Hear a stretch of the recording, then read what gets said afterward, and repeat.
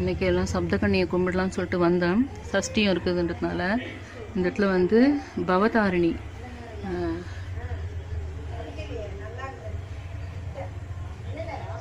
பவதாரிணி படம் எடுத்து வந்து வச்சுருக்காங்க. அதாவது கல்கட்டா காளி பவதாரிணின்றவங்க இந்த மாதிரி சப்தகன்னிக்கு பின்னாடி இந்த மாதிரி காளி பவதாரிணி, அதுவும் கல்கட்டா காளி காட்சி தருதுன்றது வந்து ரொம்ப அற்புதமான விஷயமா இருக்குது.